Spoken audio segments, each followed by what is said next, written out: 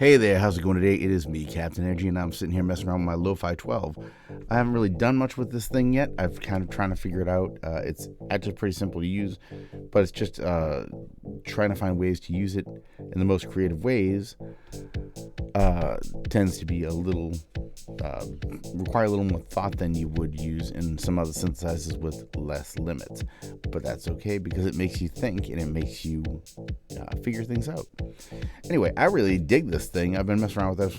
Let you hear a little bit of what I'm playing with right now for the heck of it.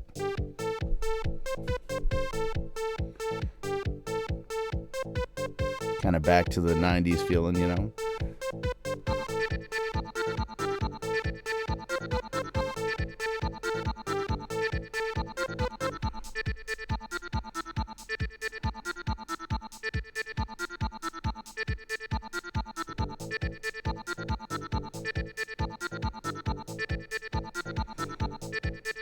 And I'm using my circuit tracks right here as a sample source for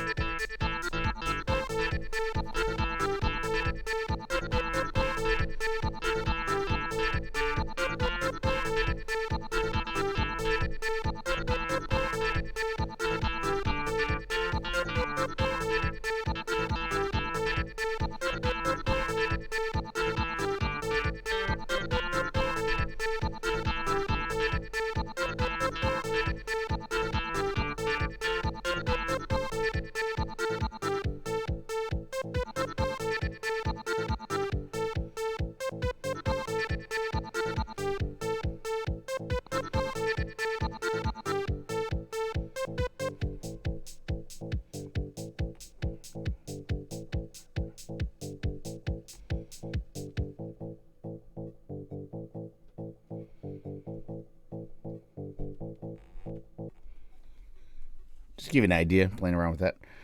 Anyway, yeah, this thing's pretty awesome. It's really a cool box. I mean, this is my second device from Sonicware. My first one was, of course, the SMPLTrek, which I think is awesome. And I am looking at hooking these two to each other to make kind of more of the ultimate combination of things. Anyway, yeah, this box is pretty awesome. I'll tell you, one thing that having this and the SMPLTrek have caused me to do is reinvest in rechargeable batteries, because I do have rechargeable batteries around, but I don't have many of them. I have a few. I mostly use them for my wireless mice and keyboards and such, and joysticks. I bought some, regular batteries, non-rechargeables, to get going, give them a try and see what I thought of them, try the battery life, see how that worked out. So I bought the super high capacity Energizer type. Energizer Max, have you seen these? I guess you've probably seen these. They're available everywhere. But I bought these guys here, and on the SMPLTrek, they lasted about 4 hours. And I was like, whoa, 4 hours? It'll cost like almost $3 a battery, So, yeah, it wasn't a hard decision to decide to go out and spend $20 on a pack of 4 batteries and a charger so I could use them 1,000 times instead of polluting and throwing away a bunch. I don't know. The one thing I don't love about this synth is this. I get it why we have this little converter here. I just wish that it was printed right on there in a way somehow. I don't know. Or something. Just because I do not fare well with overlays. Personally, I am good to my equipment, but papery things, this isn't paper, by the way. It's made of like a laminate, some kind of plastic. But even so, I can see this thing getting pretty wrecked, and I really would like to know how to get a replacement, if possible. So Sonicware, if you see this, let me know. How do I get another one of these if I need it? What does it cost? How do I manage that? Yeah, and I've also played with this as a MIDI controller using the MIDI in and out up here. and it does fare pretty well as a controller. I have had some issues trying to get it to work with the SMPLTrek, but I am having some issues getting that to work. But you know what? I think that's more of a RTFM situation. Need to read the manual, and I've got to look more into that because I'm pretty sure that I just goofed something up in the settings. Whereas on the SMPLTrek, they're right there in front of you. Here, they're a little less. They're a little more obstructed from your view. They're you got to go to the function key here, and then you hit MIDI, and then this will give you certain MIDI features. Then you go over here, MIDI channel features are all over here. Then the clock is here. And I actually forgot to turn I noticed I forgot to turn the metronome off when I was recording this little video, but that's all right. It was barely noticeable. It wasn't really meant to be a track. I do foresee myself setting up a pretty cool little DAWs rig, though. Now it's kind of weird because I think DAWs is pretty neat, we'll say, but it's never been a goal of mine to go DAWs. I'm not trying to go DAWs. I love, Cubase, and I love Reason. So if you're anti-DAW, sorry, I apologize, but I like my DAWs. I waited a long time for the features that are in DAWs to finally show up, because back in the early days, these devices didn't do the things they do today. The software was not there. And now that it's there, there's no way I'm giving that up in favor of going backwards to a independent sequencer with a significantly limited repertoire of capabilities, Not fully anyway. It's fun. I think it's fun. But I'm not getting ready. I'm not like, all right, clear this computer out of here. We're done with this crap. I'm going back to just sequencers. I definitely think it's fun, and I definitely enjoy it. And I especially like using my MPC. I've only had an MPC for a year now. It's like I fell into that thing and just fell in love. It has made making music joyful again in a way that I didn't know I could have with any piece of equipment. And that has only grown. Those feelings have only grown in devices like this. And the thing that's really cool about this box right here, I'm not getting paid to tell anyone anything about these. Just so you know, I am not this is mine.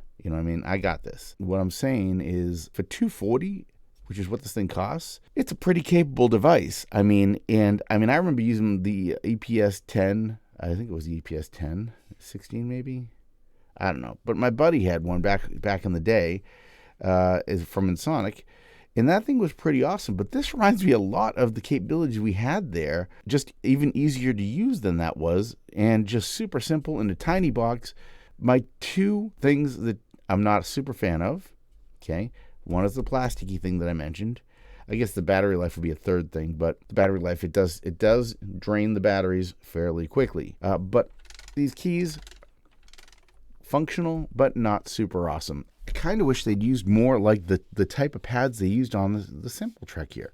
These feel great, and if they'd stuck these across the top here, yes, they could have also saved a little bit of space. But I think they have a format that they're trying to keep here. If you notice the size of these two, they're the same height.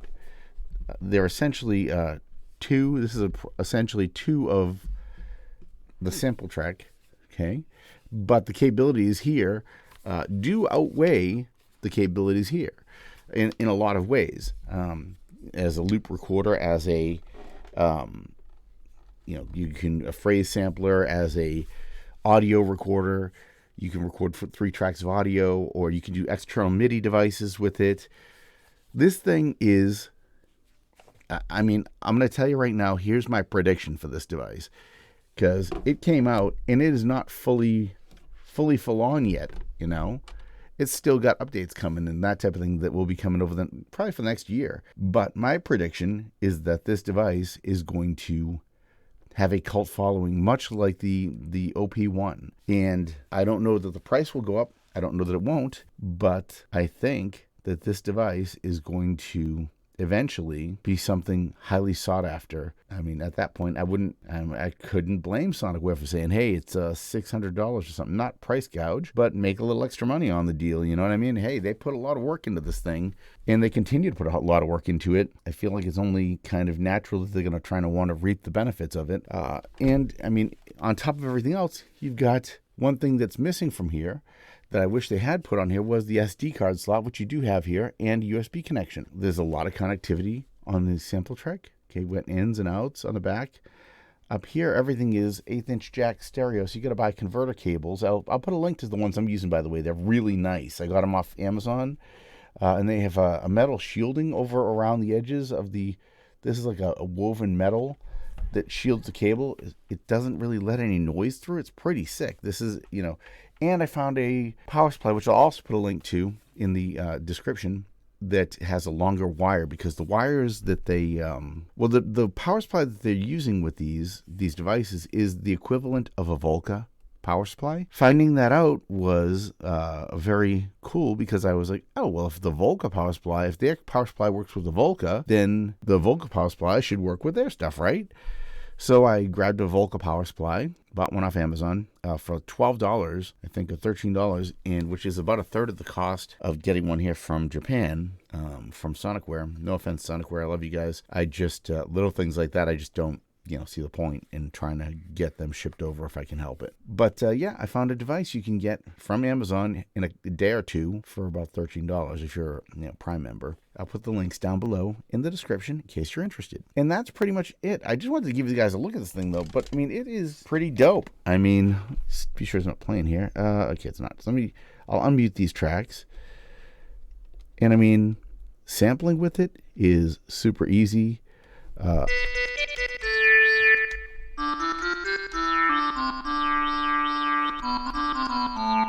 It sounds good. It's got this built-in speaker, which I don't really particularly care for the built-in speaker. I turned it off because while I was using it, when I was first using it, I didn't realize that it didn't auto-mute.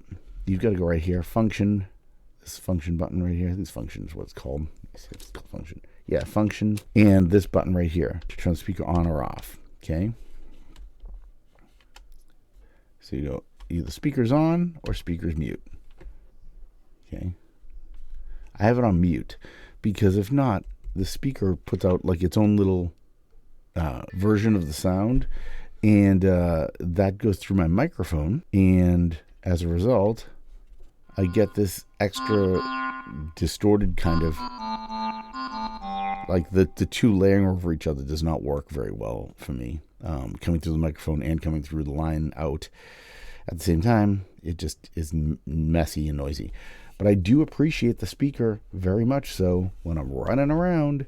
Once again, just like the one on the SMPLTrek, not awesome. It's not the best speaker on the planet, but it's pretty sick to have something with you that you don't have to carry a pair of headphones with you. I do wish this had USB so I could hook it up to my computer that way. But I do appreciate the AC adapter because or a DC adapter, I guess. It's the AC to DC converter. Sorry about that. My misphrasing there. I do appreciate that because a lot of times these devices, like the Behringers that all use USB power, end up with USB noise. And that's I'll tell you, by the way, that's one of my concerns about this GPU audio trend coming to us right now, where everyone's hyped about GPU audio. GPU audio will be amazing until, I think, the GPU starts to feel taxed. Once that GPU starts feeling taxed and those fans kick in, and that fan noise kicks in and starts running through the GPU, which is not meant technically to generate sound. And I mean, I'm not sure how it's working exactly. If the GPU is just being used for calculations, probably, and then the PC actually handles the sound part. But what I can tell you is, if I was, say, for example, playing Call of Duty and had my headphones on, you can hear, and using my USB sound device, okay, you can hear that fan noise coming through the line. So it's just something to think about. I just thought I'd throw it out there. That could be a concern for the future of GPU audio. Anyway, that's pretty much all I've got for this video. I just wanted to kind of take a look at this, talk to you guys for a minute about it, tell you that I'm loving it. Honestly, I don't think there's much I could say about this device that would, even if I hated it, which I don't, I don't think my hate could take down a device like this. So many people have liked it so far. Av McCree, Blessed Beats. I'll put links to their videos on this device also in the description. They're friends of mine also, so I do encourage you to subscribe to their channel if you have not. They're both great guys, nice people, and do a great job reviewing products, which is why I'm not fully reviewing the product. I mean, it's kind of pointless for me to reiterate what everybody else is saying. I might as well just point you to a really well done video that's already out there and just carry on and do something new and creative with it, right? So that's what we're going to do. Anyway, but yeah, so that's the end of this video. I hope you guys enjoyed it. Let me know in the comments what you thought, and don't forget to subscribe to the channel. I will see you all in the next one. I've got some cool stuff coming up on the 21st of January, 2020. What year are we on? 2023. I'm working on a project with Mixed Off Music, and we're going to be doing a compilation project I'm working on with a bunch of other artists, so it's going to be pretty exciting. Anyway, have an awesome day. I will talk to you soon, and I'll put a link to that too down below, just so you know. Anyway, have a good day, and be careful. Happy New Year.